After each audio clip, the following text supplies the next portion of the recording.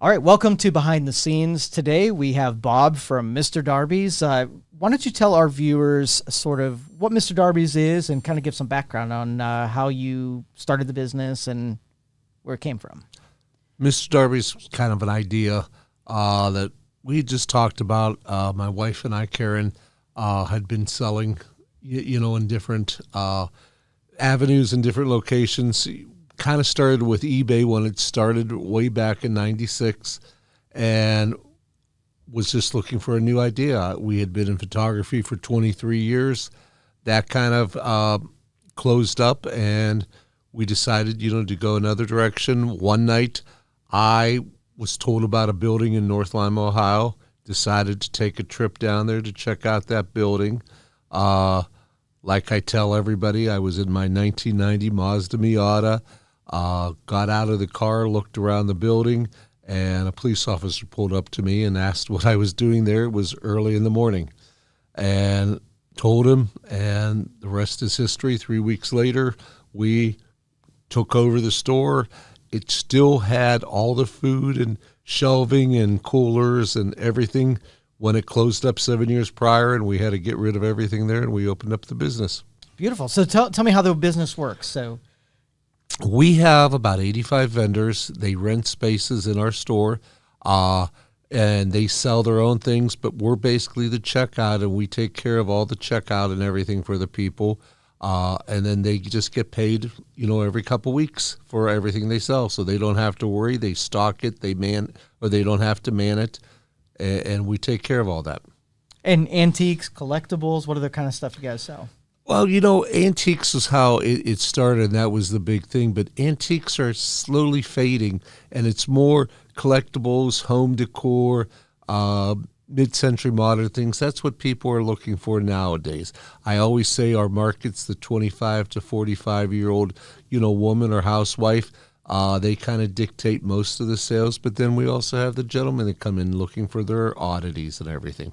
One of the coolest stories were motion pictures and people who do placement for sort of like era or older movies have sourced some stuff from you guys. That was probably the neatest thing. The first time it happened, I can remember there was a person in the store, and they were just filling buggies upon buggies of stuff. And I'm thinking, what are they buying all this stuff for? I mean, it just didn't make sense. It was their very first time.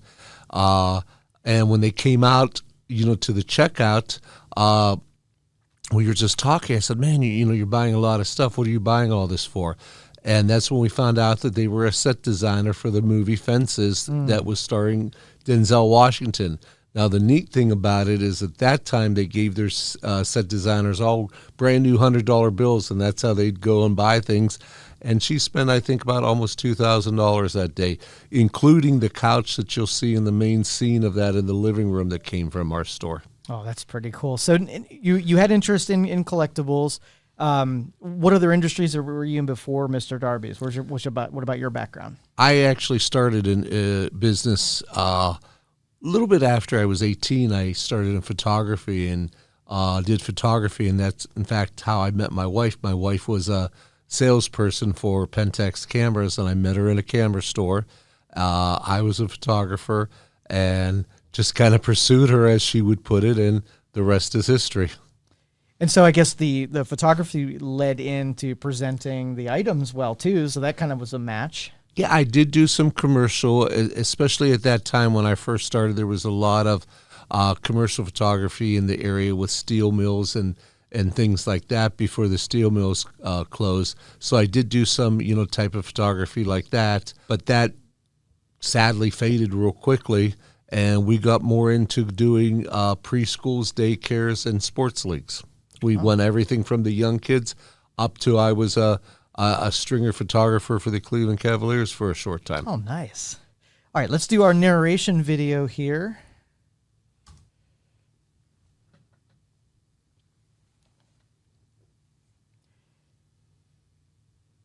How many square foot's that building? We're about 22,000 square foot. We moved there. We originally started in North Lima, Ohio, and then we moved to that location about 6 years ago, and it was really a godsend because our business increased about 62% just by moving 2.3 miles up the road. That's beautiful. Fiesta is one of kind of mine and Karen's first loves that started. Then it came into my love, and we just have a lot of Fiesta that we always have in the store, and people love coming in and looking and purchasing some of that. This right here is our first vendor, Dick Hamilton.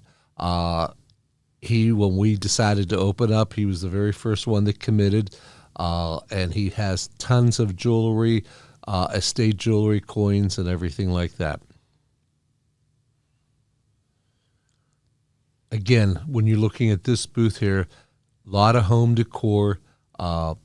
People love coming in when they get a new apartment, get a new house, and finding things to put into their house. And you'll see a lot of our vendors have just that one or, kind of piece that you're looking to finish off a room. Yeah, you can almost outfit an entire room just by that one or two vendors there. Kind of when my wife took over and started designing and getting the vendors in, that was her whole way of going at it, that you can, decorate your home with what you see there. We did our Christmas, all season long, always have vintage Christmas and different holiday things. I think it's amazing what things people collect. I mean, I've had people go around and collect Christmas stuff all year round. Gnomes, garden gnomes. It's interesting how they put those together. When you have people come in, it's kind of unique when you see what they're buying. One of the things I can remember as a kid, insulators for telephone poles were real hot and popular, but you don't hear anybody collecting them now. But you still see people come in and they'll still buy those, which that's probably been going on for 40, 50 years, the glass insulators. Wow. And I bet people can find things that they had as kids, toys and whatever, nostalgia. Exactly. The booth you're showing right now, in fact, yesterday in our store, it's really unique when we have the celebrities that come in. We've had David Arquette shopping in our store at one time. Yesterday, Hanford Dixon came in with his wife. They were in the area, and they actually were buying, and they bought a few things out of that booth. So he's the original brown stuff? Did he put brown stuff? No, but he did say for us to say hi to Bernie, because he knew Bernie, and he used to have a podcast with Bernie on the. I don't know if they still have it or not, but he said to say hi to Bernie. Oh, nice. And he picked up some things. Mason jars. As soon as something hot or a new idea comes up with them, they sell like crazy. They're hot, they're cold. This episode was brought to you by Youngstown Computer, the Valley's technology company. We appreciate the loyalty and all you have shown us over the years, and it's our promise to serve all the technology needs of the Valley. Call 330-259-7278. We have both home and business services available.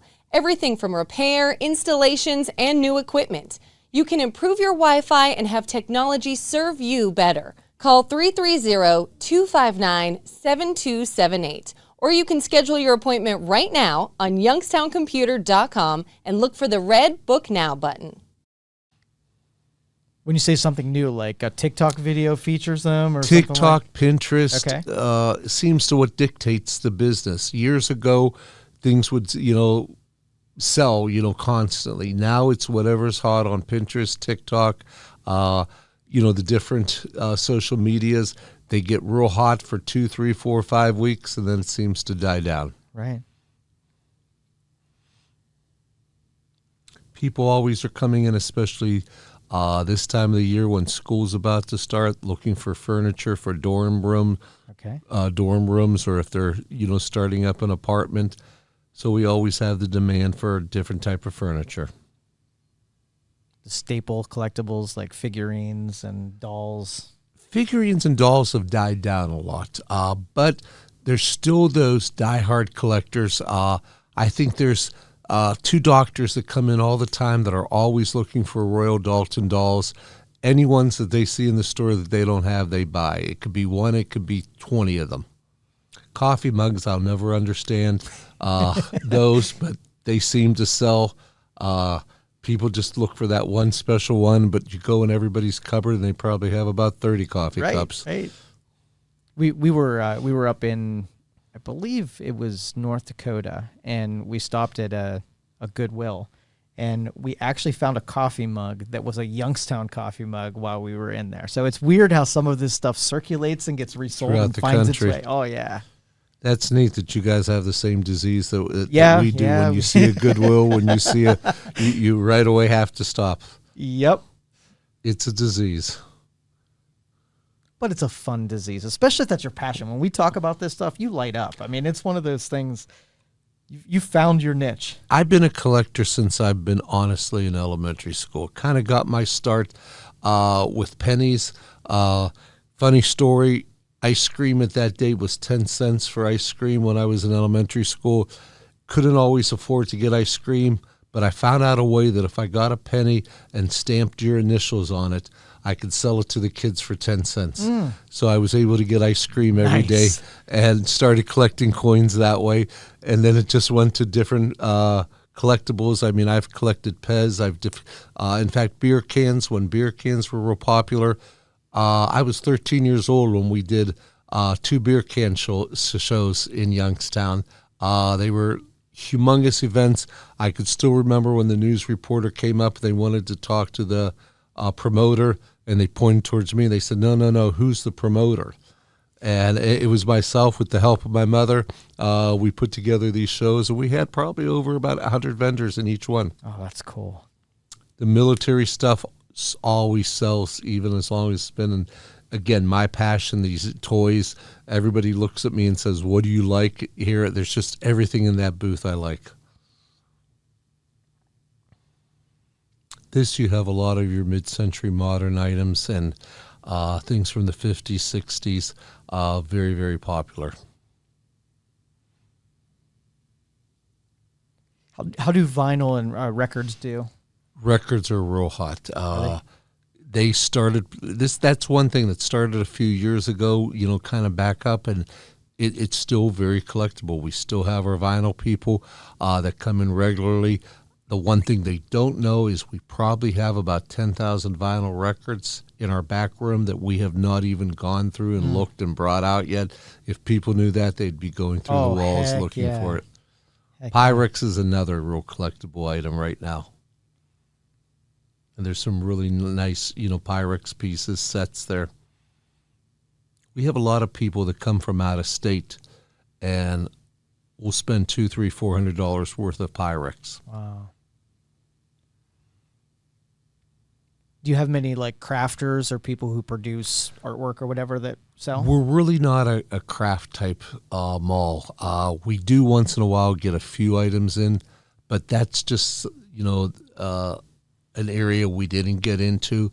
I don't know if it sells as well, but we've just tried to stay with more of the collectibles, the antiques and things like that. Cast iron, as much as he brings in, he sells. People love cooking on cast iron. If you've ever tasted an apple pie made in a cast iron skillet, it's probably the best pie you'll taste. When we go camping, we do all cast iron when I'm there, and it's the best food you'll eat. It really is. Have you guys ever made an apple pie on? No, I've tasted one, not made one.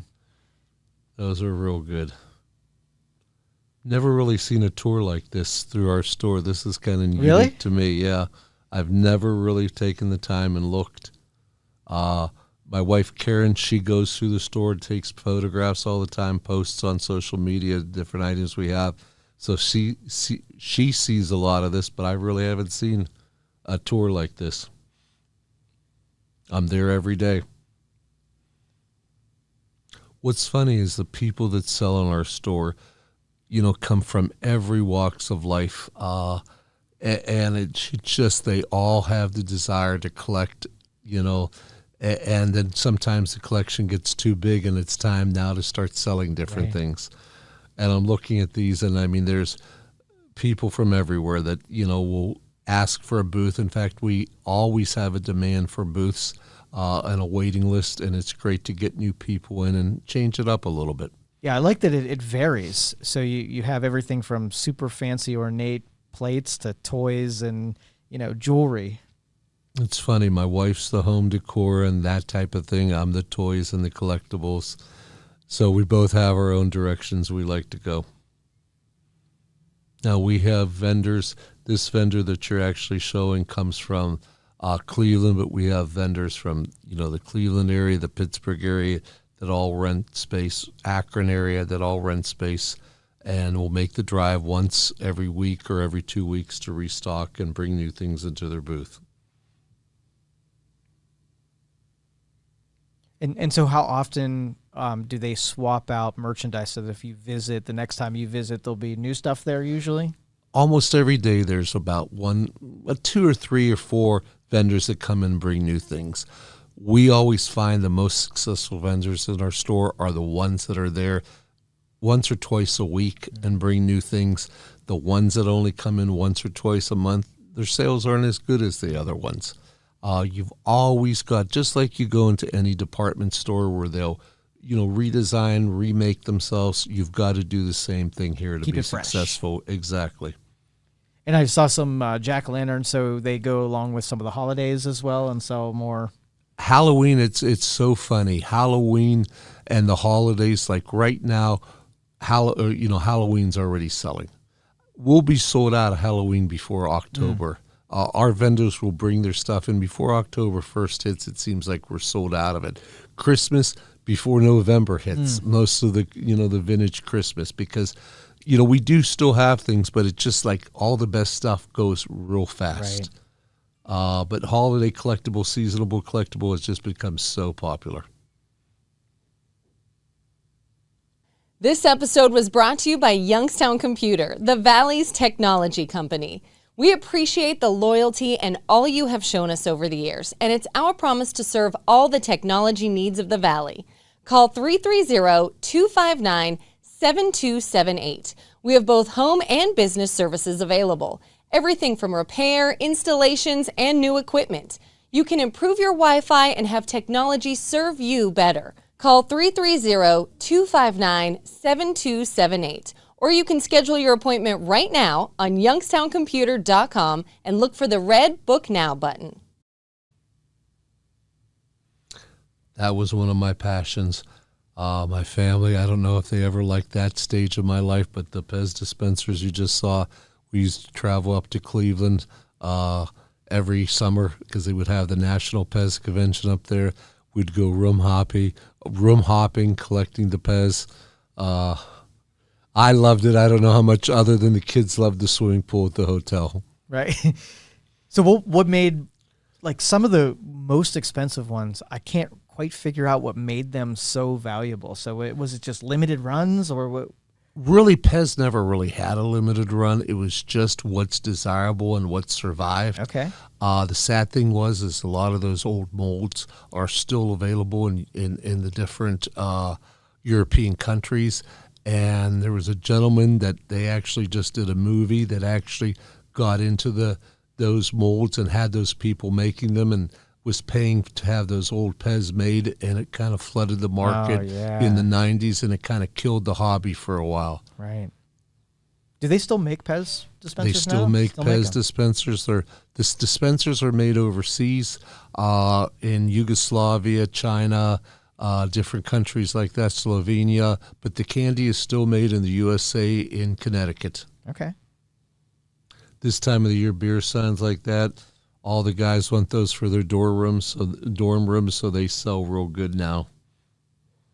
And I just saw a bunch of people setting up man caves on their back patio, and they were buying beer signs and TVs. There's something about us guys that we have to have the beer signs and the certain things in our special area. I don't know why, but they're very collectible. Heck yeah. It's a nice Indian jacket, not the Cleveland, it's a motorcycle one. Okay.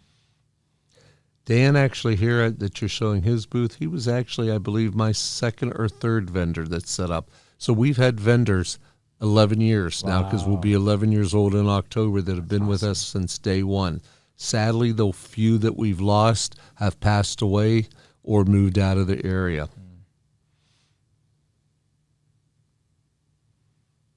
Beautiful Asian items that he brings in. Coin collections. You'll always find the coin collectors. They're always looking for a few pieces, and we always have a good selection. What's unique is you just don't know what you'll find or what will come into the store. and that's what makes it so unique.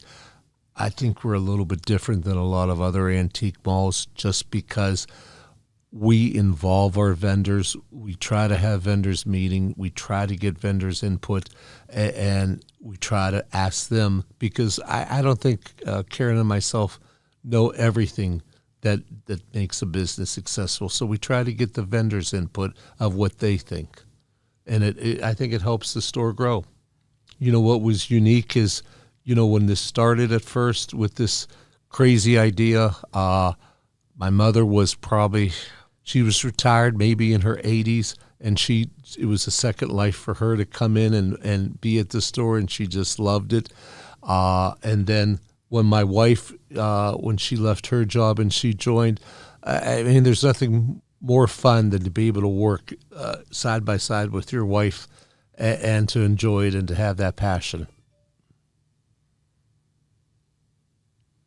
All right, so let's talk some of maybe the more interesting, unique, weird products that you've seen come through your doors. What's unique? We used to do estate sales, and the things that we'd find in some of the houses, we still do limited picking, with that, but we would just find such unique things that I really never saw or knew about. I'll give you some examples. You tell me if you've seen it. Okay. All right. How about somebody's urn? Any urns come through there? No, I don't think we've had an urn ever. Thank God. Haunted dolls. You know what? We have people that think every doll that walks into right. that place is haunted, and we've had some really scary ones, especially some of the ones that we've found in houses. I don't know how the person still kept them, especially after them been cut up and everything like that. Mm. And how about any taxidermy, any weird taxidermy? We've had a lot of taxidermy throughout. I haven't had it for a while, but we've had a lot of different animals, and they're highly collectible. People always love those. There's a dream collection that I'd love to get a hold of and be able to help, sell. I don't know. I've made contact once with the person, but I haven't heard back. But it's probably one of the largest collections in the area. Everything from elephants down to polar bears to lions to tigers and bears and all that stuff. Okay. And any autograph things, celebrities or athletes or anything like that? I've got a lot of different autographs, especially from the 20s and 30s that we've just found going through books. I did just recently sell a book that Ulysses Grant wrote to his troops, and he also autographed. I recently sold that book. A lot of the 20s and 30s movie stars, because back then people would, write to these movie stars and get their autographs. So we found a lot of different things like that. Of course, the different athletes, different times we'll find different autographs from them. Sometimes, it's when you're in the business, you'll save the items for so long, but then after you've owned it for 6 months or a year, then it's time to share it and sell it to somebody else. And are there any like stinker items that people think they're valuable, but really when you just hate to see them show up because they're not going to sell? Every day when somebody comes in and they say it's 70, 80, 100 years old doesn't mean it's worth money, but we'll get that all the time, especially right now with China and dinnerware. It was my grandmother's. It's 100 years old. It was my great aunt's. Old doesn't mean value. It could be 10, 15 years old, and it could be, valuable. But a lot of the China, a lot of the crystal, things like that just isn't collectible because, again, the 25 to 45-year-old woman isn't looking for something like that. So if there's not a market where people want to buy it, then there's not a market, to sell it. Right. But we have, every day somebody comes in with something that they think is real valuable. You just don't know. Right. Now, the outdoor setups and the events that you do, why don't you tell me about that? So you have vendors set up in the parking lot? Yeah, we started this actually during COVID when we were coming out of COVID. What's unusual is COVID was really good to us because we were a market. We didn't have the supply chain problems, and we still don't have a supply chain problem. So we had a lot of different items that people couldn't find. So we kept busy right as soon as, everything opened up, but we wanted to find a way to bring people back. So we started these trunk sales, what we call them, in our parking lot, and we have them once a month now where people can rent a space in the parking lot for $7, and they can bring whatever they want and sell whatever they want in the parking lot. We have some people that do really great and others that they just don't have what people are looking for that day, so they don't do as well. We also do one of the things that both Karen and myself believe in is trying to give back to the community. And we've started, probably about 7-8 years ago, we started this where we started doing 2 events. Well, we actually had 3 at that time, but we're down to 2 events a year. We'd do a Christmas open house and we'd do a ladies' night, which has now turned into something called Spring Fling. But we would do it and we would raise money for either a charity or somebody in need. And we've tried to help the public, in different ways and give back. We'd do gift baskets, we'd do 50-50, whatever it would take. We'd have food, wine, hors d'oeuvres, at the event, and everything's going to, a certain cause. Why don't you tell our viewers where to find you guys, how to, maybe interested vendors might have a basement full of stuff, how to get on that waiting list, tell them where to find you. You can find us at 8574 Market Street in Boardman, where we're near Western Reserve Road. The best thing to do to get on the waiting list is come in and fill out an application. Karen saves all those applications, and then when we have a space available that meets both of our needs, then we'll get a hold of them. We also are really pushing. The one thing we didn't talk about, and I guess we didn't show any footage, is our back room. Throughout the 11 years, we've amassed about 14,000 square foot of items. Now, I don't know if you got to see it yet or not. Okay, well, you're going to have to ask your video guy because he shot the back room. Okay. There's probably over 2 million items back there. Whoa. Including about the 10,000 records I was telling you. But we do have a website called shopcoolvintagedecor.com. Everything on that website is not in our store. You can only find it on the website, but you could pick it up at our store, or we could ship it anywhere in the world. And what are your operating hours for the mall? For the mall, we're open 10 to 6 Monday through Saturday and 11 to 5 on Sundays. All right. Beautiful. Thanks, Bob. I appreciate you coming in and talking with me. Thanks. Appreciate it.